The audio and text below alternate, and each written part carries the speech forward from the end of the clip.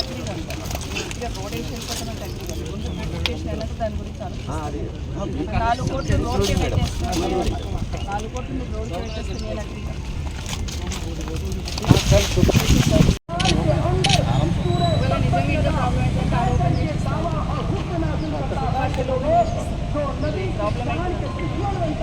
దీనికి పెట్టుకొని కాలు మీద జాలేసి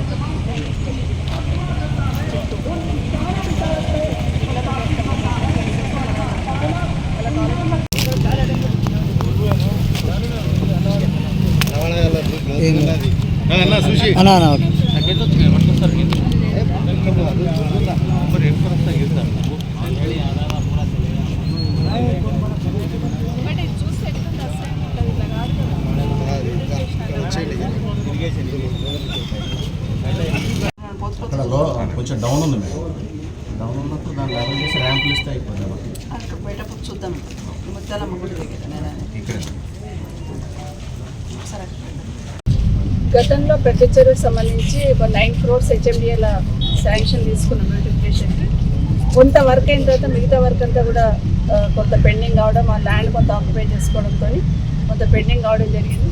బ్యాలెన్స్ అమౌంట్ ఏదైతే ఉందో దానికి సంబంధించి పూర్తి చేయడానికి అనేది మళ్ళీ రీఎస్టిమేట్ చేసి పంపిస్తూ ఉన్నారు అధికారులు. దానికి సంబంధించి ఇక్కడ విజిట్ చేసిన చైర్మన్ గారు, గౌరవ కౌన్సిలర్స్ అందరూ ఇక్కడికి రావడం జరిగింది, అధికారులందరూ కూడా. దీంతోపాటు ఈ చెరువుకు సంబంధించిన వాటర్ అంతా కూడా రాజేంద్ర నగర్ రోడ్ పైన P7 రోడ్ పైన అంతా పోతూ ఉంది. దానికి సంబంధించి పర్మనెంట్ సొల్యూషన్ తీసుకోవాలి. ఎందుకంటే ఒకసారి నీళ్ళు పోతే అక్కడ రోడ్డు డ్యామేజ్ అవుతుంది, నీళ్ళు వృధా పోతున్నాయి. నిజంగా నీళ్ళు కింది చెరువులో పోవాలి. వాటర్ ఆ కింది చెరువులో పోవాలంటే కరెక్ట్గా సిస్టమేటిక్గా పోయేటట్టు చూడాలి. దానికి ఇరిగేషన్ వాళ్ళతో కూడా మాట్లాడి కింది వరకు వెళ్ళేటట్టు ఒక పైప్ వేయడం ఏదైనా వచ్చేసి ఆ వాటర్ కూడా వేస్ట్ కాకుండా చెరువు కూడా ఇబ్బంది కాకుండా ఉండేటట్టు చూడడానికి ప్రయత్నం చేస్తాం. దీంతోపాటు మన ఫారెస్ట్ ఏరియాలో ఉన్న వాకింగ్ ట్రాక్ ఒకటి చేసినాం గతంలో. ఆ వాకింగ్ ట్రాక్ కూడా ఇంకా కొంత దానికి కొంత అమౌంట్ అలాట్ చేసుకొని చుట్టూ కొంచెం రైలింగ్ పెట్టేసి వాకింగ్ వస్తున్న వాళ్ళకి ఇబ్బంది లేకుండా చూడాలనేది ఒకటి. అక్కడికి వచ్చినప్పుడు పిల్లలు అక్కడున్న స్టూడెంట్స్ అందరూ కూడా అడిగి ఉన్నారు, కొంత ప్లే ఏరియా లాగా ఉండాలమ్మా అని. అటు సైడ్ కొంత ఏరియా ఉంది, అక్కడున్న డ్రైన్ ప్రాబ్లం లేకుండా చూసుకొని అదొకటి చేసే ప్రయత్నం చేస్తాం. ఇవన్నీ చేయడం ఒకటైతే అన్నిటికన్నా ముఖ్యంగా ఈ ప్రభుత్వానికి ఒకటే విజ్ఞప్తి చేస్తున్నాను.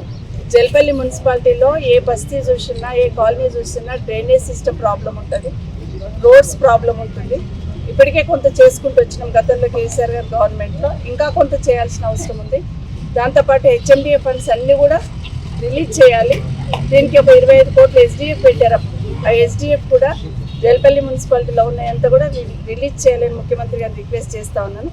ఎందుకంటే ఈ జల్పల్లిలో ఉన్న వాళ్ళందరూ పేద మధ్యతరగతి వాళ్ళే ఉంటారు. పాపం ఆ డ్రైనేజ్ దాంట్లో ఇబ్బంది పడుతూ ఉన్నారు. వర్షం వచ్చిందంటే చాలా ప్రాబ్లం అవుతూ ఉంటుంది.